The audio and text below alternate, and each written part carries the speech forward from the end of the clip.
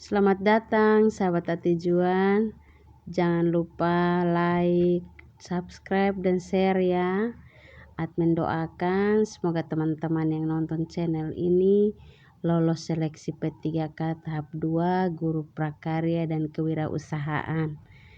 Jadi ini seperti janji saya, pada part 3 ini saya akan bahas juga tentang soal menghitung pengeluaran dan pemasukan dari ampacup mulai dari kerajinan sampai dengan pengolahan dengan rumus yang sama. Baik, kita lanjut soal nomor 16. Unsur ergonomis karya kerajinan selalu dikaitkan dengan aspek fungsi atau kegunaan. Unsur ergonomis karya kerajinan dapat berupa A. Security, comfortable, flexibility. B.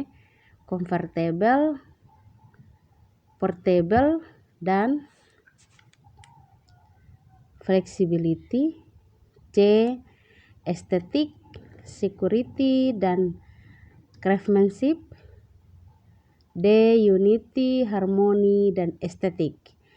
Jadi pada karya kerajinan itu, untuk memproduksi satu buah produk kerajinan, maka harus memiliki dua unsur, yaitu estetik dan ergonomis. Nah, yang termasuk dalam ergonomis ada pada option A, yaitu security, comfortable, dan flexibility. Di mana security berarti keamanan. Artinya produk yang kita produksi itu aman atau tidak. Yang kedua, comfortable. Comfortable itu berarti nanti ketika sudah diproduksi produknya sudah aman, apakah dia comfortable atau konsumen nyaman atau tidak. Jadi comfortable berarti kenyamanan pengguna atau pemakai. Kemudian yang ketiga adalah flexibility. Flexibility berarti keluasan. Artinya ketika kita sudah memproduksi produk kerajinan dari bahan limbah berbentuk bangun datar, maka konsumen akan merasa aman, nyaman, dan luas, sehingga produk kita itu bisa menarik konsumen yang lain untuk membeli karena sudah beredar dan ternyata aman, nyaman, dan luas. Next, nomor 17. Perancangan karya kerajinan melalui konsep dan gambar rencana dengan mempertimbangkan nilai fungsi, kenyamanan, keamanan, keselamatan, kesehatan, kepraktisan, keunikan, dan keindahan atau estetik, tren pasar, atau disebut dengan nilai ekonomi, disebut titik-titik. A. Merupakan pengertian kerajinan. B. Merupakan desain kerajinan. C. Peluang usaha. D. Manfaat kerajinan. Jadi namanya merancang karya kerajinan melalui konsep, rencana dengan mempertimbangkan nilai fungsi, kenyamanan, itu berarti pengertian dari kerajinan. Nomor 18. Komponen yang merupakan biaya tetap atau konstan jika adanya tindakan produksi atau meskipun perusahaan tidak berproduksi. Hal ini merupakan definisi dari, jadi biaya itu selalu keluar, baik perusahaan melakukan produksi barang ataupun tidak, biaya itu tetap terpakai. Itu disebut dengan A. Selling price, B. Variable cost, C. Fixed cost, D. Mystery shopper. Nah, jadi kita kenal dulu arti dari 4 istilah ini. Pertama, selling price berarti sama dengan harga jual. Yang kedua, variable cost berarti biaya variabel. 3. Fixed cost atau biaya tetap. D. Mystery shopper. Nah, mystery shopper ini disebut dengan agen pembeli. Jadi ketika perusahaan melakukan produksi barang, maka dia menggunakan agen untuk menanyakan ke pasar atau kepada distributor yang sudah belanja ke perusahaan kita, sehingga untuk mengetahui tingkat kepuasan dan ketidakpuasan. Nah, nomor 19, batas keamanan yang menyatakan sampai seberapa jauh volume penjualan yang dianggarkan boleh turun agar perusahaan tidak menderita kerugian, atau batas maksimum penurunan volume penjualan yang dianggarkan yang tidak mengakibatkan kerugian disebut A. Margin of safety, B. Variable cost, C. Break-even point, D. Total revenue. Jawabannya adalah margin of safety. Kenapa? Margin of safety ini artinya batas keamanan. Jadi untuk volume penjualan itu dianggarkan untuk naik atau turunnya ada pada margin of safety. Kalau variable cost tadi adalah biaya variabel, break-even point itu adalah kondisi di mana perusahaan tidak mengalami keuntungan dan tidak mengalami kerugian. Nomor 20.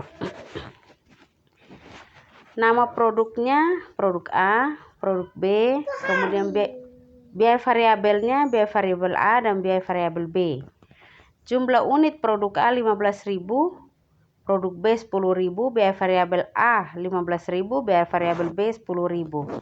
Harga per unit, produk A 1.000, produk B 750, biaya variabel A 500, biaya variabel B 300. Totalnya produk A 15 juta, produk B 7.500.000, biaya variabel A 7.500.000, biaya variabel B 3 juta.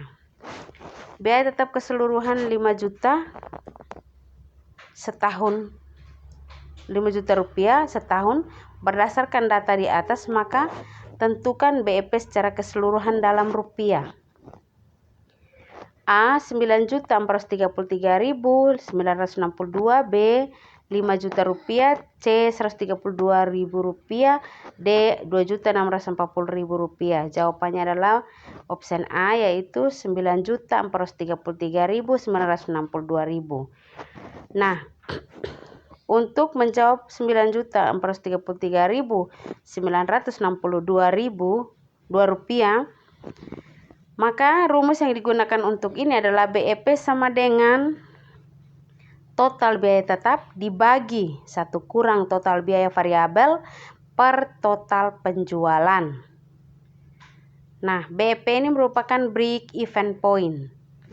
Break-even point ini menjadi tolak ukur agar perusahaan itu bisa menetapkan harga jual, kemudian berapa yang harus diproduksi, kemudian dari jumlah biaya yang dikeluarkan, maka perusahaan boleh menetapkan berapa persentase keuntungan yang akan dicapai oleh perusahaan itu. Nomor 21. Sesuai dengan nomor 20, maka tentukan BEP produk A dalam unit. A 5.000, B 10.000, C 7.500, D 8.000. BEP unit A sama dengan total biaya per harga jual per unit kurang biaya variabel atau per unit, sama dengan 5 juta rupiah dibagi 1.000 kurang 500 sama dengan 10.000. Jadi jawabannya ada pada option B. Jadi untuk setiap kali perhitungan maka ada rumusnya. Pada break-even point itu lengkap dengan rumus-rumusnya. Jadi mulai dari biaya tetap, kemudian selling price atau harga jual, biaya variabel, dan total produksi dalam satu kali hitungan. Jadi ketika muncul soal, teman-teman pasang rumus saja jika hitungnya per produk atau keseluruhan. Nomor 22. Sebuah perusahaan kerajinan menjual 100.000 buah hasil produksinya dengan harga Rp20 per buah atau per unit. Biaya variabel per buah adalah Rp11. Biaya admin pemasaran adalah Rp3. Biaya tetap adalah Rp500.000. Biaya produksi dan biaya pemasaran adalah Rp292.000.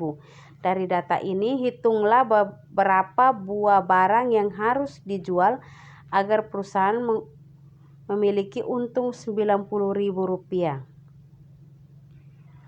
Rumusnya laba kurang harga jual, laba sama dengan harga jual kurang total biaya. Maka laba yang diperoleh 90.000.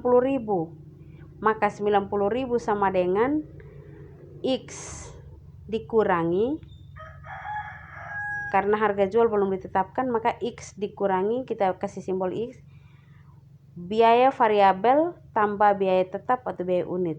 90.000 sama dengan X kurang 1.400.000 per 2 juta.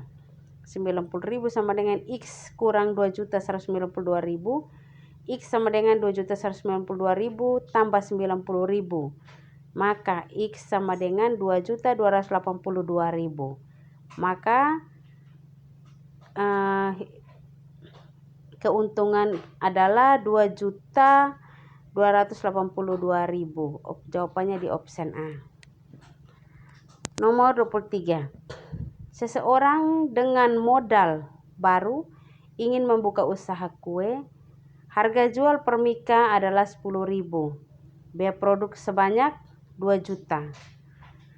Berapa potong kue yang harus diproduksi? A 500, B 400, C 300, D 200. Pasang rumus BEP produk sama dengan total biaya dibagi harga jual.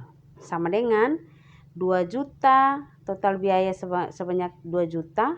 Dibagi 10.000 sama dengan 200 unit atau potong. Maka jawabannya ada pada option D. Jadi rumus untuk BEP produk adalah total biaya atau fixed cost. Fixed cost dibagi selling price atau total biaya dibagi harga jual. Kalau BEP harga, maka fixed cost per total produksi. Jadi rumusnya hanya itu. Jadi teman-teman harus jeli dalam menghitung sehingga jawabannya selalu benar. Nomor 24. Rencana penjualan hasil kerajinan tahun 2009 meliputi kedua jenis produk dengan rincian penjualan adalah sebagai berikut. Total penjualan produk A 15 juta rupiah dengan biaya variabel produk A 7.500.000 dan total penjualan produk B 7.500.000 setahun berdasarkan biaya variabel produk B 3 juta, biaya tetap 5 juta setahun. Berdasarkan data tersebut, hitunglah break even point perusahaan secara keseluruhan dalam rupiah adalah titik-titik. Kita lihat rumus BEP rupiah sama dengan total biaya tetap dibagi 1 kurang total biaya variabel per total penjualan.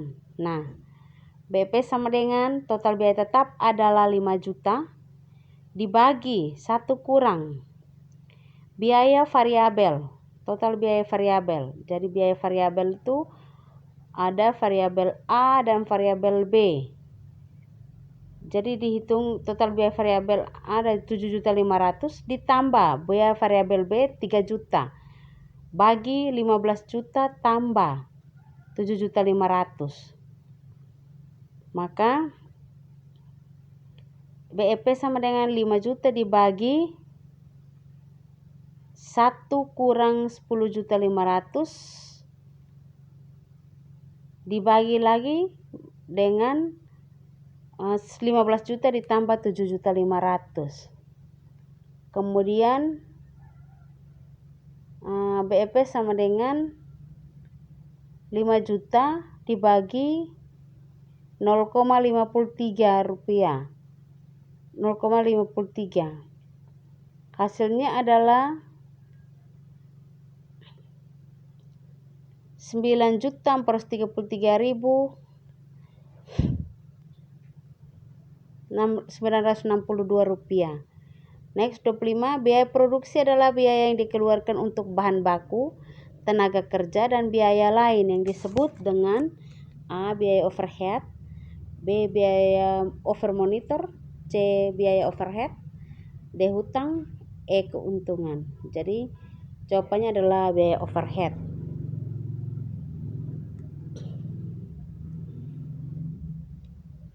Nomor 26. Dalam menentukan strategi promosi produk hasil usaha kerajinan dari bahan limbah berbentuk bangun datar, diperlukan bauran promosi. Jenis-jenis promosi yang menggunakan iklan adalah A. Advertising, B. Personal selling, C. Sales promotion, D. Direct marketing. Jadi di dalam pemasaran itu, strategi pemasaran itu ada beberapa strategi yang dimuat untuk saat melakukan penjualan atau pengenalan produk kepada halayak atau konsumen. Salah satunya adalah 4 strategi ini. Jadi A itu adalah advertising atau periklanan, B personal selling itu merupakan penjualan tatap muka atau orang perorangan. Kemudian C. Sales promotion, itu adalah promosi penjualan. Yang keempat adalah direct marketing atau pemasaran langsung.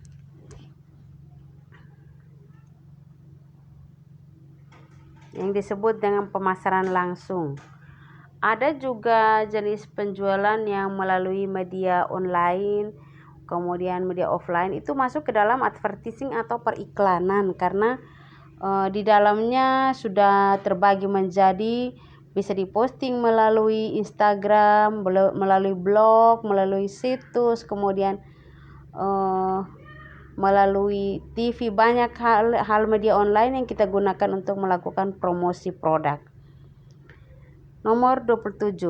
Salah satu tujuan yang dalam pengembangan ide dan peluang usaha pada produk kerajinan bangun datar adalah A. Mencari dan melaksanakan kegiatan usaha yang menguntungkan, B. Ide mencari dan melaksanakan kegiatan usaha dalam pasar, C. Ide dalam studi kelayakan pasar, D. Ide dalam pembuatan produk agar diminati oleh konsumen. Jadi jawabannya adalah ide dalam pembuatan produk agar diminati oleh konsumen.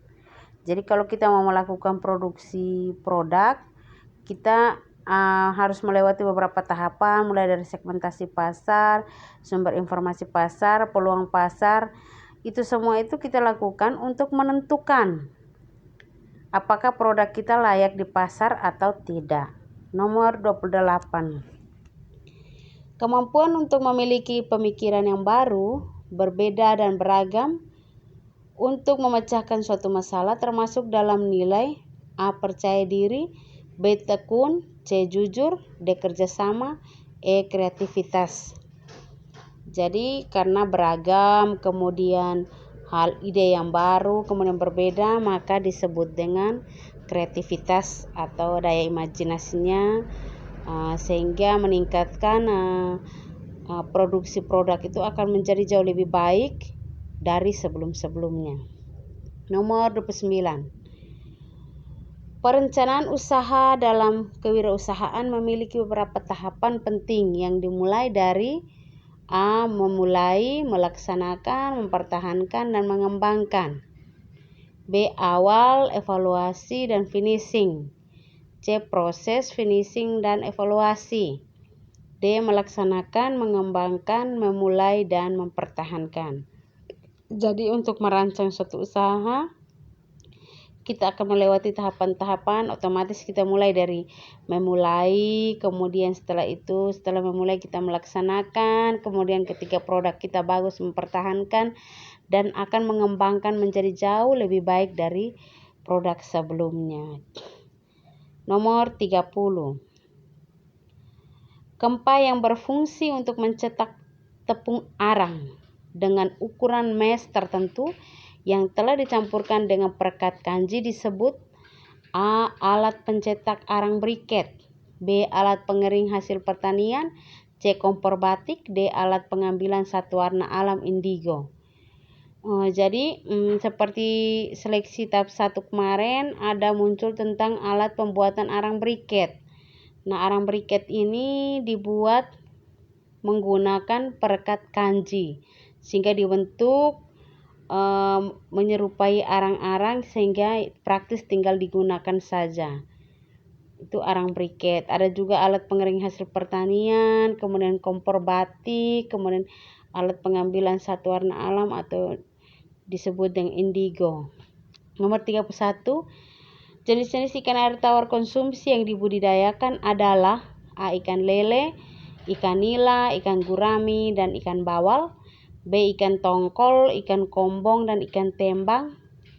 C. Ikan kerapu dan ikan kakap. D. Ikan koi, ikan cupang, dan ikan hoki. Jadi karena ikan merupakan ikan konsumsi, maka adalah ikan lele, ikan nila, ikan gurami, dan ikan bawal. Ada pada option A. Kalau ikan hias berarti ikan koi, ikan cupang, dan ikan hoki. Lanjut, nomor 32.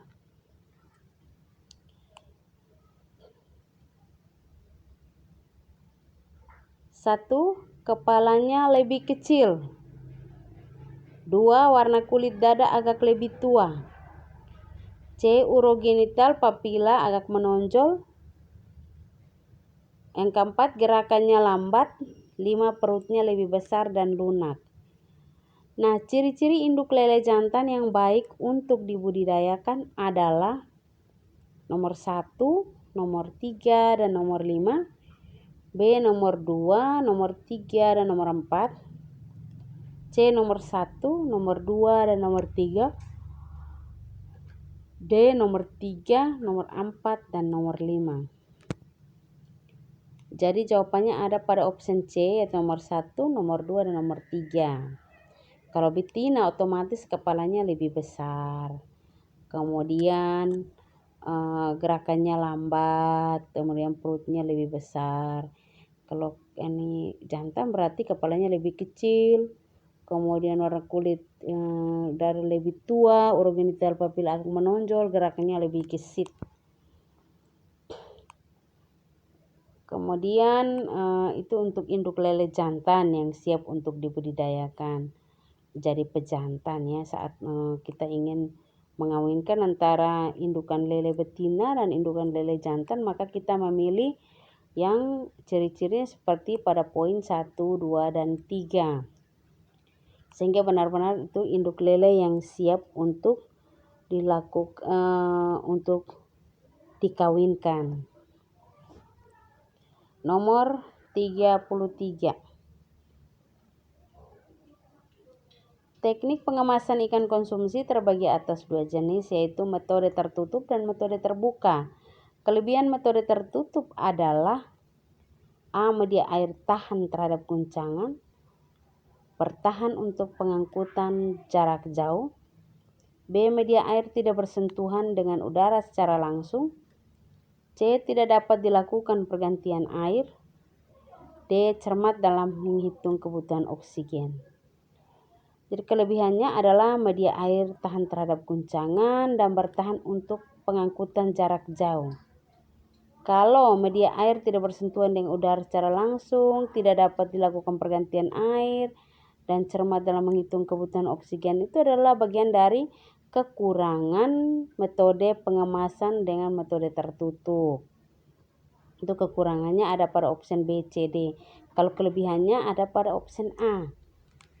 Jadi untuk kedua metode ini ada kelebihan, ada kekurangan masing-masing. Nomor 34.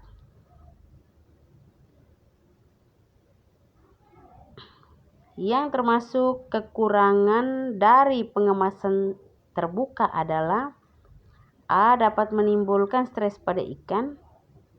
B. Difusi oksigen melalui udara ke media air. C. Dapat dilakukan penambahan oksigen melalui aerator.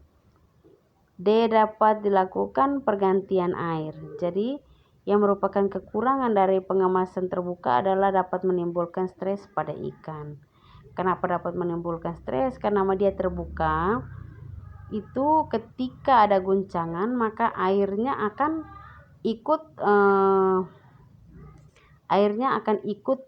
tumpah, bahkan airnya terguncang keras sehingga benih ikan yang ada di dalam akan mengalami stres.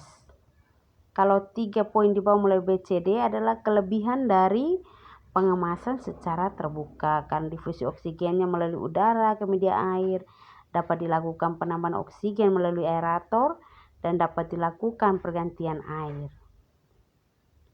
Next, nomor 35.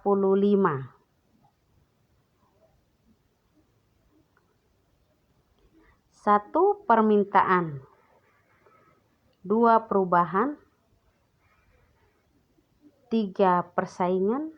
4. Bencana alam. Perubahan aturan. Perubahan teknologi. 5. Penjualan. Nah, yang bukan merupakan risiko dari usaha adalah A. Nomor 1, B. Nomor 2, C. Nomor 5, D. Nomor 4.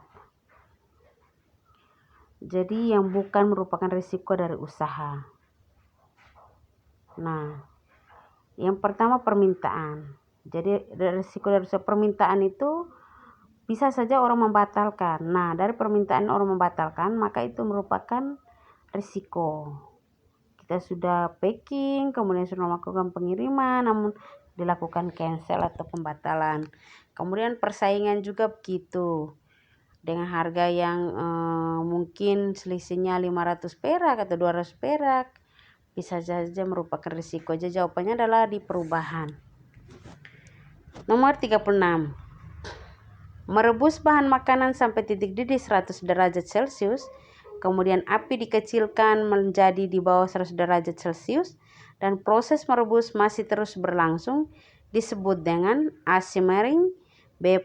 Poaching, C. Braising, D. Mentim. Jadi merebus bahan makanan sampai titik didih 100 derajat Celcius. Artinya benar-benar mendidih. Kemudian apinya dikecilkan menjadi di bawah 100 derajat Celcius. Dan proses merebus ini masih terus berlangsung walaupun apinya sudah kecil. Nah, hal ini disebut dengan simmering.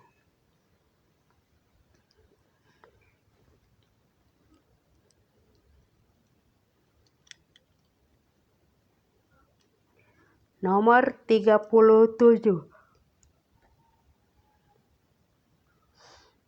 Metode memasak bahan makanan dengan menggunakan sedikit air atau kaldu disebut A. Memblansir, B. Poaching, C. Braising, D. Menyetup. Jadi memasak dengan menggunakan sedikit air atau kaldu disebut dengan poaching. Nomor 38.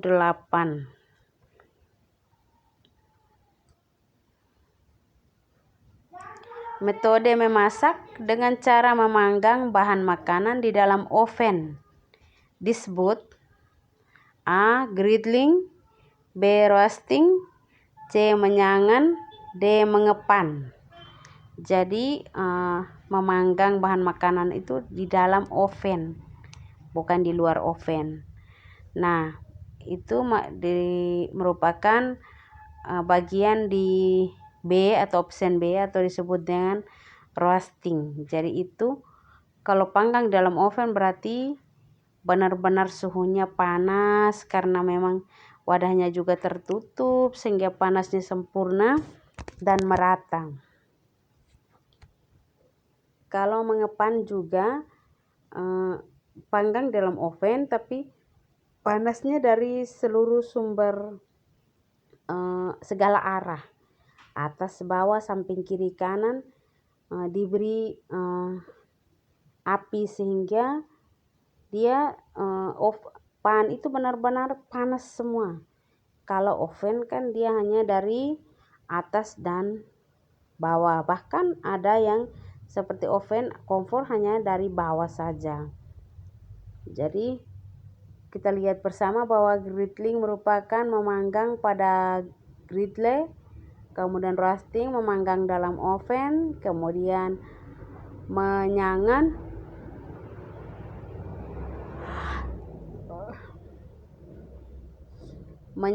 dan mengepan. Menyangan juga merupakan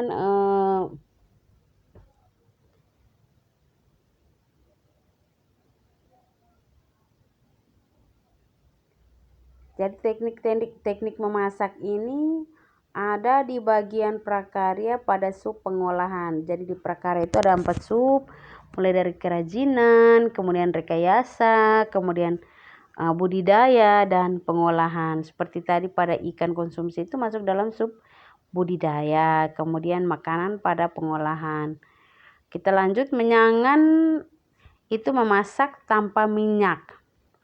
Kemudian mengepan itu memanggang dalam oven dengan panas dari segala arah.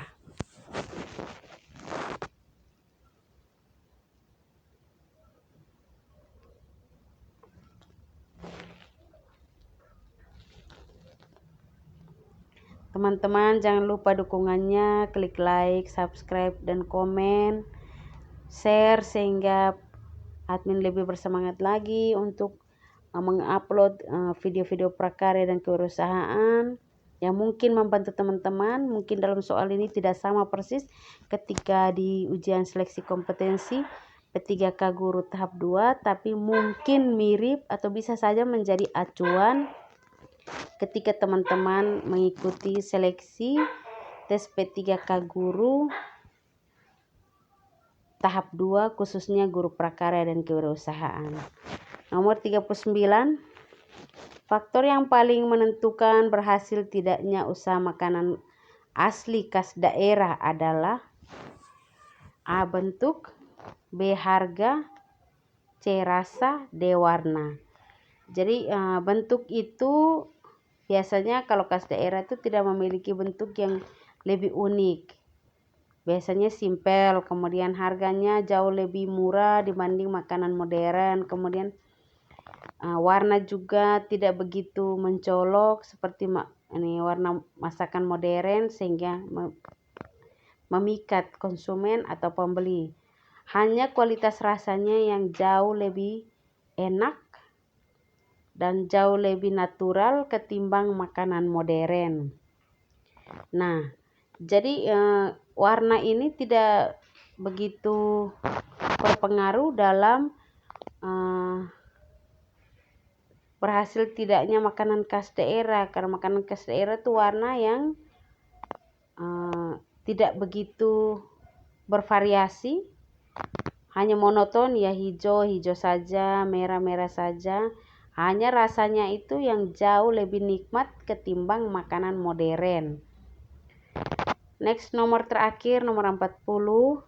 Teknik memasak dengan menggunakan sedikit minyak disebut A. Menumis, B. Menggoreng, C. Merebus, D. Mengukus.